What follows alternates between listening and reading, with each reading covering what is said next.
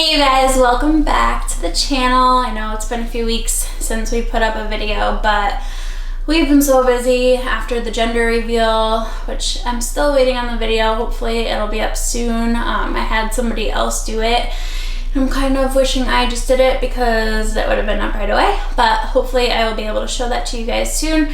And this video, I wanted to talk a little bit about my training because it's been a common question I've been getting is, you know, what did I have to change as far as my training program goes while pregnant?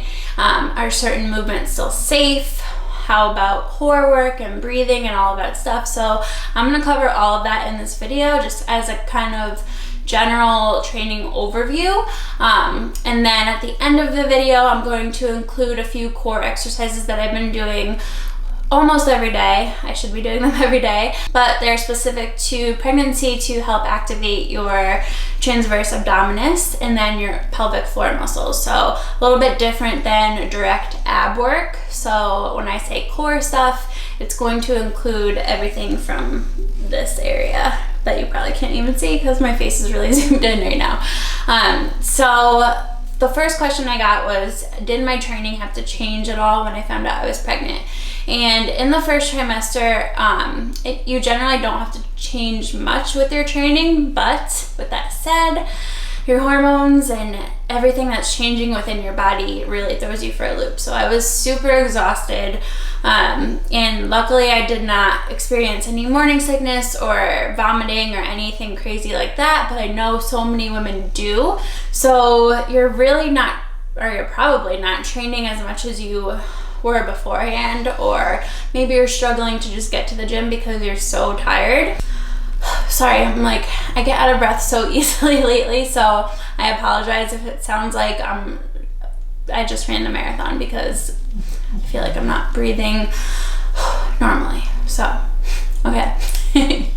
So if you guys have been following me, you know for the past almost a year or so, I would say maybe like 8 months, my training volume decreased a lot, and that was because I was just trying to put my hormones and my health first. I came off the pill last December, didn't really experience any negative side effects to that until about March, April of last year, and it was hard, if I'm being honest. So I was experiencing a little bit of weight fluctuations. I definitely gained a little bit more body fat in my midsection, and I was dealing with acne, which is something I'm still dealing with, and just a few negative side effects to coming off the pill because I was on it for 10 years.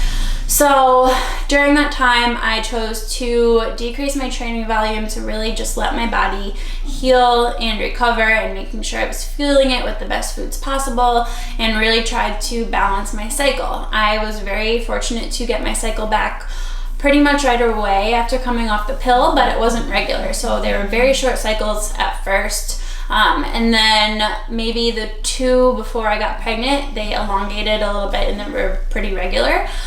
So it was all totally worth it.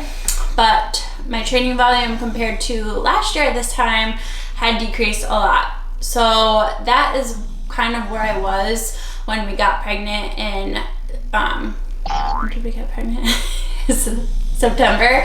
So I didn't really change anything too much. I was working out 4-ish times a week, sometimes 5, sometimes 3, just depending on how I was feeling. I was still attempting to follow a training program that I wrote for myself.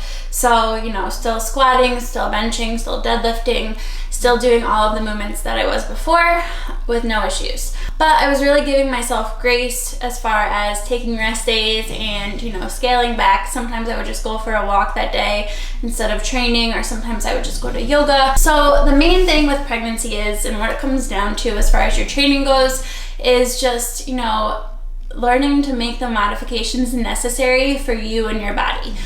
I wouldn't say, there's very few things that are like off limits per se, but with that said, if something makes you uncomfortable or causes pain or just doesn't feel right, you don't have to do anything. So for instance, the last few weeks I've had some sciatica pain, piriformis, I don't really know what it is, we can't do an x-ray, so we're not really sure, but there's something going on in my right hip, and it's been causing pain during full back squats. So instead of pushing through those and, you know, trying to continue back squatting through my workouts, what I did was I tried out a few different variations of the squat. So I did box squats, I did some front squats, I did some goblet squats just to see where I was able to make a modification, and box squats were totally fine as well as goblet squats. So instead of pushing through and being in pain through back squats or front squats,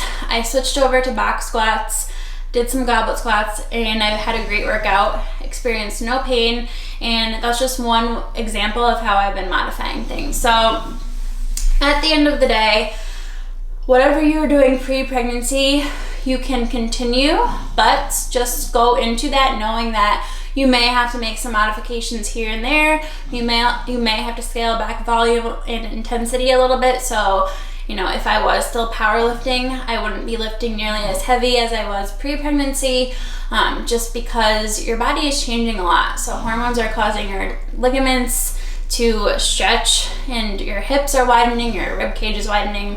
There's a lot of changes going on. And as you get further along in pregnancy, things like your balance gets thrown off. So you kind of have to take an individualized approach, which is something that you should be taking anyway, to your training, and just, you know, make sure you are listening to your body and doing things that are comfortable for you. As always, check with your doctor if you're ever confused about anything or you aren't sure if you should be doing something. That should be your number one resource before you resort to people like me on social media or anyone you see on social media. Just a reminder. So the next question I've been getting a lot about is core work and what you should be doing during pregnancy, pre-pregnancy, postpartum, as far as pelvic floor and reducing your chances of diastasis recti. So this is kind of a complex topic, but I'm going to try to simplify it so that you guys can understand what I'm talking about as far as lifting while pregnant in your core. So prior to pregnancy, because I was a power lifter, some of you probably will know what I'm talking about, and some of you, if you aren't familiar with powerlifting or how to brace while lifting, you probably are really confused. So I'm gonna hopefully explain it in a way that makes it not confusing. So basically, as a powerlifter, prior to getting pregnant, throughout my entire powerlifting journey, the goal with powerlifting is to lift as heavy as possible. And what helps with that is proper bracing and breathing while you are lifting. So the goal essentially was to increase your intra-abdominal pressure. And the way that you did that was, whether you were wearing a belt or not, what you want to do as a powerlifter is to breathe into your belly. So expand your belly before you lift. Make that core nice and strong by increasing abdominal pressure, and then you perform the lift while holding your breath, and then either exhaling on the way back up from the lift or after the lift is complete. And that is something that you do not want to do while you are pregnant, because you do not want to increase intra-abdominal pressure, as it can be harmful to the baby, as well as holding your breath. Those are two things you don't want to do. So that was kind of a transition for me to go from trying to lift with intra-abdominal pressure, expanding my belly, to now what I have to do is still brace my core, but not hold my breath and not increase that intra-abdominal pressure. So instead of breathing out to expand my belly and kind of make your belly bigger, what you want to do while pregnant is exhale and activate that core by kind of tightening everything in and then breathing through that tightness. So you're not holding your breath through this tightness, you're breathing throughout it. So it's kind of a big adjustment going from, holding my breath while performing these heavy lifts for the past few years to now learning how to lift in a new way. That was definitely hard the first few weeks, but now that I'm used to it, it's totally normal. And obviously, by not bracing or increasing that intra-abdominal pressure, you're probably not going to be able to lift as heavy as you would be prior to pregnancy, but that's obviously not your goal right now either. So as far as how heavy you should be lifting, as you get further along through your pregnancy, you want to decrease that intensity more and more. But it all comes back to, again, listening to your body, figuring out what works for you, And there's no like X amount of weight that you shouldn't lift more. It's all relative. It's all dependent on what you were doing prior to pregnancy and how you're feeling during this pregnancy. Another question I get a lot is lifting belts and if you should continue to wear those while you're pregnant. I say definitely not, just because the purpose of a belt is to teach you how to increase that intra-abdominal pressure and brace your core. So that's obviously something we just learned that you don't want to do. So there isn't really any purpose to wearing one, in my opinion. All right, I'm going to finish this video off by showing you guys some core exercises that I have been doing. These are something you can do on a daily basis if you want to do. They're just further activating that transverse abdominis and pelvic floor muscles. So you can do them, you know, at the end of your workout, when you're warming up for your workout, or just randomly throughout your day. They are hugely beneficial while you're pregnant and then even postpartum too. So I'm gonna go ahead and show you those now, and I hope you guys learned something. Okay guys, so this first exercise is more of a core activation drill, and it's called belly pumping. So you're just expanding your belly and then exhaling and kind of squeezing everything in. You want to think about giving the baby a hug almost with your belly. So you just want to tighten everything, and this is the motion that you're going to be doing throughout all of the exercises that I show you. So first, real exercise, these are called heel slides. So you can see I'm tightening my belly. I expanded it first, exhaled everything out. I want to think about pulling it all in together. And then I move through the movement while I'm still continuing to breathe. So I'm doing just basic heel slides. You can do these on any hard surface or a carpet. And I'm just breathing through this movement. And these actually light my core and my transverse abdominis on fire. Cal kind of came and interrupted this one clip. And then I follow that up with knee drops. So same kind of thing, activating that core before I start the movement and then breathing through the activation. So I do all of the reps on one side first before switching to the other side. And for this one, you just want to make sure your opposite hip is staying on the floor and that your lower back is staying pressed into the floor. So you don't want any space between the floor and your lower back. That's how you know your core is activated. That's how you know your rib cage is down. And that's how you know you're essentially in the right position. This next exercise, this is a dead bug, and these are great even if you aren't pregnant, but they can be kind of tricky. So if you're having trouble keeping your lower back down on these, what you can do is just do the leg movement and take the arms out of it, keeping your arms on the floor as a little bit more of a stability and not going as low with your legs. So you can also just reach out more on an upward angle with your foot, as opposed to how I'm going almost all the way to the floor. And you can also make these harder by adding a band around your ankles. One of those little mini bands is great, and that can increase the resistance.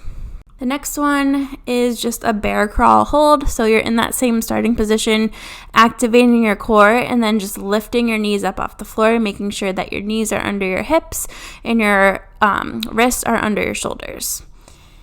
And then the last exercise is a bird dog. So this one's also a little bit trickier, so I would start with the other ones first.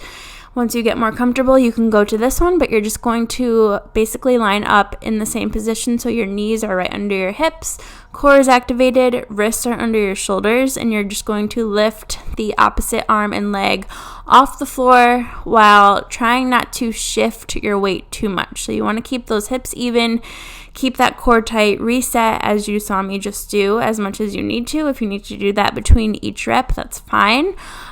Just make sure you're not holding your breath and you're constantly breathing through the motion. So I hope these exercises helped you guys, and if you have any questions at all, just drop a comment here, or you can find me on Instagram at Alessandra Skutnik.